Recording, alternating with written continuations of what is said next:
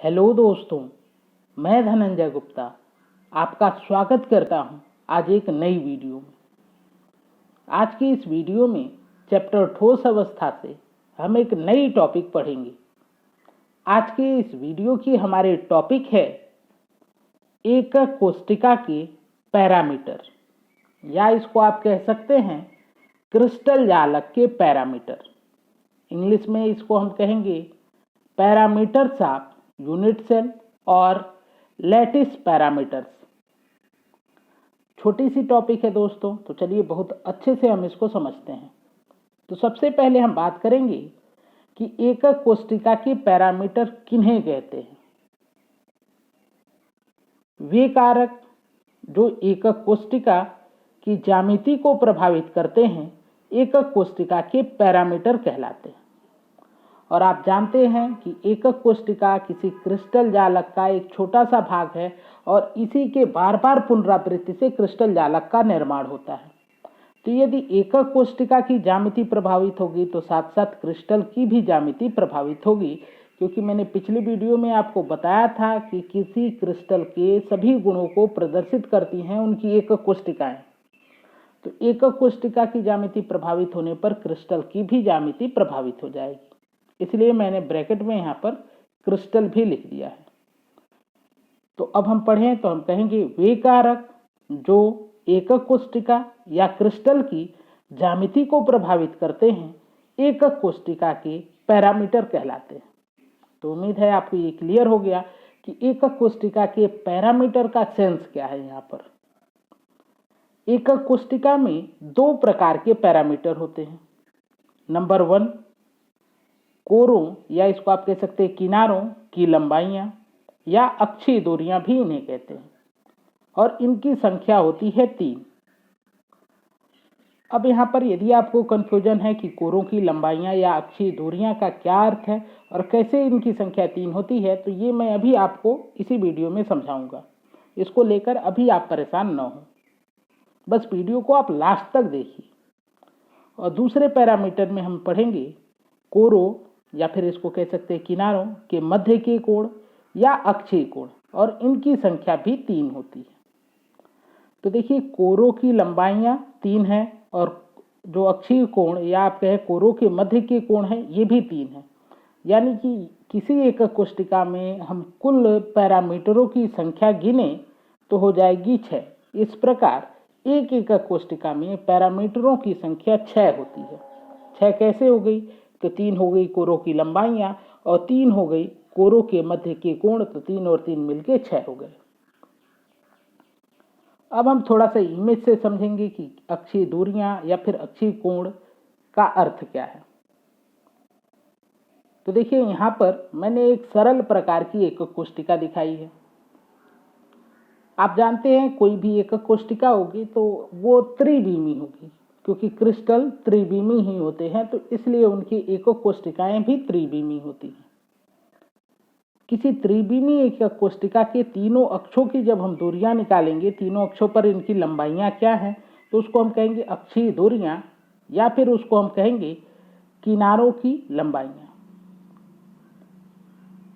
किसी त्रिविमी संरचना से संबंधित 2-3 बातों को आपको यहाँ पे ध्यान रखना है। जैसा कि आप पहले ही पढ़ चुके हैं कि यहाँ पर ये जो हिस्सा है जिसको हम कहते हैं कार्नर या किनारा, ये इसको हम कोना कहेंगे। ठीक है, ये कोने हैं। ठीक है, ये सब कोने हैं। ठीक है, जहाँ पर देखिए आप ये 3 रेखाएं मिल रही हैं, ये कोने हैं। ये जो किसी भी क्रिस्टल का ये जो एकक कोष्टिका का एक सतह है, ठीक है, एक सतह है। जैसे आप मान लो ये क्यूब के जैसा है, तो क्यूब में आपको 6 सतह देखने को मिलेगी। देखिए ये भी एक सतह है। सतह को हम कहते हैं फलक या इंग्लिश में हम कहते हैं फेस। और जहाँ पे 2 फलकें आपस में जुड़ी हैं, देखिए ये रेखा है जहाँ पे ये वाली ऊपर वाली और ये साइड वाली ये फलक आपस में जुड़ रही हैं इस रेखा पर, तो इस रेखा को हम कहते हैं किनारा। ठीक है, और यही अक्ष को भी प्रदर्शित करता है। जैसे देखिए इसको यदि हम मूल बिंदु माने तो ये हो गया एक्स अक्ष, ऊपर वाला वाई अक्ष, और ये जो हमारी तरफ आया है ये है जेड अक्ष। तो इसीलिए इनको ये कोर भी हैं और ये अक्ष को भी यहाँ पे प्रदर्शित कर रहे हैं, तो इसलिए इनको हम अक्षीय दूरियां भी कह सकते हैं, या फिर हम कहते हैं कोरों की लंबाइयां, या फिर हम कहते हैं किनारों की लंबाइयां। तो 3 अक्ष यहाँ पर हम लेंगे, क्योंकि ये त्रिविमी है तो 3 कोर हम लेंगे। तो देखिए एक कोर है ए, जिसकी लंबाई को हमने ए लिया है यहाँ पर, दूसरे कोर की लंबाई को बी रखेंगे और तीसरे कोर की लंबाई को सी रखेंगे। आप किसी कोर की लंबाई को ए, किसी को भी बी और किसी को भी सी रख सकते हैं। अब उसके बाद आप देखें तो इन जो कोर हैं या फिर जो किनारे हैं, इनके बीच के कोण हैं, इनको हम कहते हैं अक्षीय कोण। अब अक्षीय कोण कहने से आपको ये लगेगा कि ये हमेशा 90 डिग्री के होंगे, तो ऐसा नहीं है। अक्षीय कोण हमेशा 90 डिग्री के नहीं होते हैं, इसलिए यहाँ पर आप यूज करिए किनारे। ठीक है, अब 90 डिग्री के कैसे नहीं होते हैं वो मैं अभी आपको बताता हूँ। तो देखिए ये 3 कोण हो गए तीनों अक्षों के बीच में, जिनको हम प्रदर्शित किए हैं यहाँ पे अल्फा, बीटा और गामा से। तो ये 3 सिंबल होंगे। आपको ध्यान रखना है कि जो कोरों की लंबाइयाँ या अक्षीय दूरियाँ होंगी उनको हम प्रदर्शित करेंगे ए, बी और सी से, और जो अक्षीय कोण होंगे उनको हम प्रदर्शित करेंगे अल्फा, बीटा और गामा से। यहाँ पे एक क्रम आपको भी ध्यान रखना है कि सी और बी के बीच का जो कोण होगा उसको आपको अल्फा ही लिखना है, और ए और सी के बीच का कोण बीटा लिखना है, और ए और बी के बीच के कोण को गामा से प्रदर्शित करना है। यहाँ पे मैं एक ट्रिक बताता हूँ जिसके माध्यम से ये बात आप ध्यान रख सकते हैं कि किसके बीच में क्या कोण रखना है। तो देखिए आप सीरियल वाइज एक जगह पे लिख लीजिए ए बी सी, और यहाँ पे लिख लीजिए अल्फा, बीटा, गामा। मतलब ए अल्फा के समतुल्य मान लीजिए, बी को बीटा के और सी को गामा के। आप ऐसे सीरियल वाइज लिख लीजिए। अब देखिए यहाँ पर हम बात करेंगे बी और सी के मध्य के कोण की।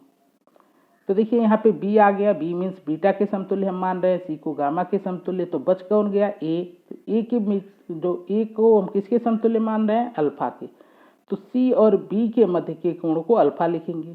ऐसे देखिए यहाँ पर ए और सी है, तो ए मीन्स अल्फा है और सी मीन्स गामा है, बच कौन सा गया, बी यानी बीटा, तो इसके मध्य के कोण को हमने बीटा लिखा है। और फिर देखिए ए और बी के मध्य का कोण, ए मीन्स अल्फा, बी और बी मीन्स बीटा, तो इनके बीच बचा कौन, गामा बच गया, तो इसके मध्य के कोण को हमने गामा से प्रदर्शित किया है।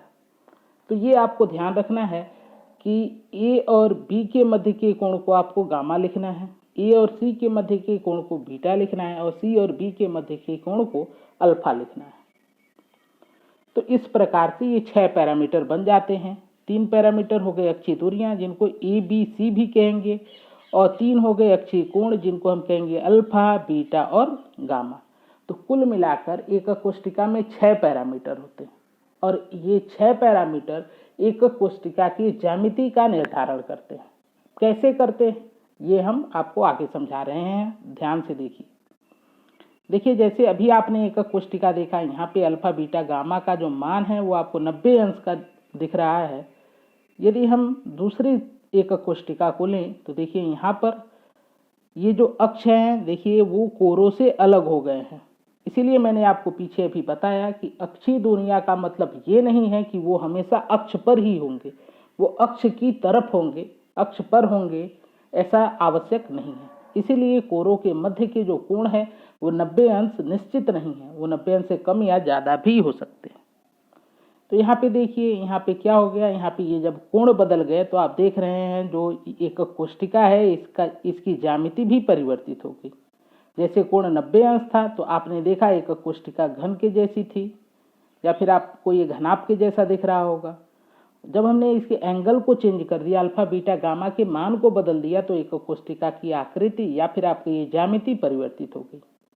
इसी प्रकार यदि हम इन तीनों अक्षीय दूरियों को बराबर रखेंगे तो घन बनेगा, और यदि हम इनको एक दूसरे के बराबर नहीं रखेंगे तो कोई दूसरी संरचना बन जाएगी, जैसे मान लीजिए घनाभ बन जाएगा। तो जो अक्षीय दूरियां हैं और अक्षीय कोण हैं, इनको परिवर्तित करने पर एकक कोष्ठिका की ज्यामिति परिवर्तित हो जाती है। इसलिए इन 6 को, मतलब 3 अक्षीय दूरियां और 3 अक्षीय कोण को एक साथ हम कहते हैं एकक कोष्ठिका के पैरामीटर। उम्मीद है आपको बात क्लियर हो गई होगी। अब इन पैरामीटर्स का महत्व हम लोग आगे पढ़ेंगे। तो देखिए अभी हमने पढ़ा कि जो कोरे या फिर किनारे हैं उनकी लंबाइयाँ 3 होंगी, और जिनको हम लिखेंगे ए बी सी, और जो अक्षीय कोण हैं जिनको आप कहेंगे कोरों या किनारों के मध्य के कोण, वो भी 3 हैं, और इनको आप प्रदर्शित करेंगे अल्फा, बीटा और गामा से, जैसा कि आपको इस इमेज में भी दिखाया गया है। अब बात करें इन पैरामीटर्स का महत्व क्या है। इन 6 पैरामीटरों के आधार पर क्रिस्टल जालक को 7 वर्गों में विभाजित किया जाता है। तो आप जानते हैं कि जब किसी क्रिस्टल के या फिर क्रिस्टली ठोस के, मैंने आपको बताया था कि क्रिस्टल में यहाँ पर क्रिस्टली ठोस ही सेंस है, तो जब किसी क्रिस्टली ठोस की एकक कोशिका की ज्यामिति परिवर्तित होगी पैरामीटर के आधार पर, तो उस पूरे क्रिस्टल की जो लैटिस संरचना है, जिसको आप कहते हैं क्रिस्टल जालक है, वो भी परिवर्तित हो जाएगा, क्योंकि एकक कोशिका क्रिस्टल के सभी गुणों को प्रदर्शित करती है। जब एकक कोशिका परिवर्तित होगी तो पूरा क्रिस्टल जालक ही परिवर्तित हो जाएगा। तो यहाँ पे जो 6 पैरामीटर हैं, इनके बार बार बदलने से अभी तक हमको 7 प्रकार के क्रिस्टल प्राप्त होते हैं। जो हमको ज्ञात है वो 7 प्रकार के क्रिस्टल हैं, और इन 7 प्रकार के क्रिस्टलों को हम कहेंगे 7 प्रकार के क्रिस्टल तंत्र। तो हमने बताया कि एकक कोशिका के 6 पैरामीटर हैं। इन 6 पैरामीटरों के मानों को बदलने पर एकक कोशिका की ज्यामिति परिवर्तित हो जाएगी, और एकक कोशिका की ज्यामिति के आधार पर क्रिस्टल जालक परिवर्तित हो जाएगा। अर्थात कि एकक कोशिका के पैरामीटरों के आधार पर क्रिस्टल जालक को 7 भागों में विभाजित किया जाता है, और इन 7 भागों को 7 क्रिस्टल तंत्र या इंग्लिश में हम कहें क्रिस्टल सिस्टम कहते हैं। तो आज की वीडियो में बस इतना ही हम पढ़ेंगे। अगली वीडियो में हम डिस्कस करेंगे कि किस क्रिस्टल सिस्टम के लिए, यहाँ पे जो 7 क्रिस्टल सिस्टम आप पढ़ रहे हैं, क्रिस्टल तंत्र देख रहे हैं, उनके लिए 7 नाम होंगे, और उनके 7 के अलग अलग गुण होंगे जो आपको अलग से याद रखने हैं। तो अगले वीडियो में हम लोग बात करेंगे कि 7 प्रकार के क्रिस्टल तंत्र क्या हैं, और उनमें पैरामीटर किस प्रकार से परिवर्तित होते हैं, और साथ साथ हम प्रत्येक क्रिस्टल तंत्र के उदाहरण को भी देखेंगे।